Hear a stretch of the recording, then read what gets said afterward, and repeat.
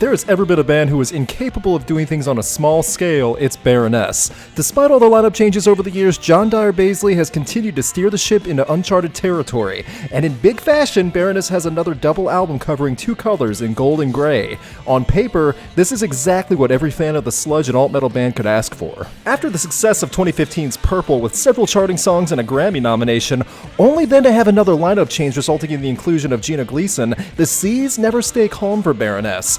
Gold and Grey has been described by John as the final of the chromatically themed albums. It's been a long journey since the days of Red, but the journey has been a great one. After hearing the album in entirety, I can honestly say the music has transcended from ferocious metal to an entire consciousness with ongoing stories and emotions. Again, Baroness is incapable of doing things on a small scale. As the album starts, you are reminded of that notion as the floodgates open and you are blasted with something big. The first track, Front Toward Enemy, gives you only a few seconds to ready your breath until the thick bass and riffs kick in.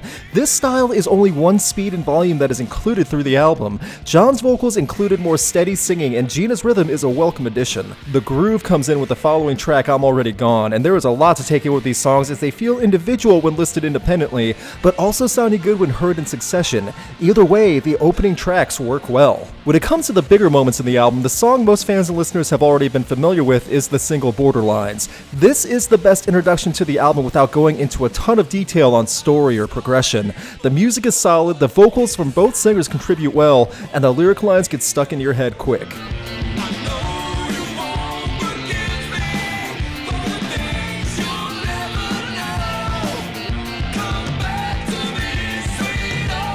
The ending instrument sequence, especially with the bass, has a nice touch, and there are several songs that also have moments like that, where the tracks have a minute of solid playing and technique.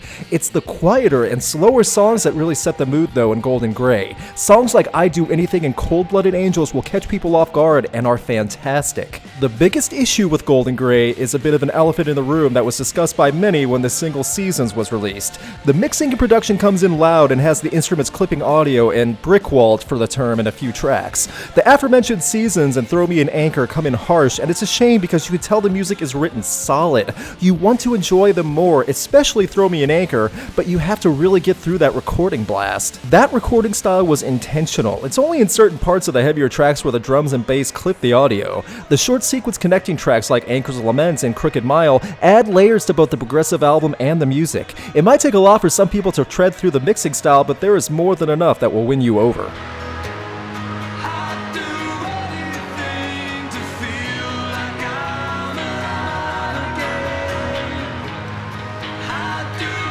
After the track Throw Me an Anchor is when the album starts to become a flowing, emotional transition from one song to the next. This is where I kept playing through most of the music from this point in one sitting. The closing sequence of Assault on East Falls that leads into the finale, Pale Sun, really leaves you breathless in a way. You are presented with a lot in 17 tracks in what is by far Baroness's most ambitious work to date. This is one of the best examples I've seen in a long time of an album that will grow on you. It's not something that you can blast on first listen and expect it to blow you away. Rather, you'll keep coming back to it unexpectedly and fall in a trance when hearing some of its best moments. Gold and Grey stands out in today's metal scene because of that.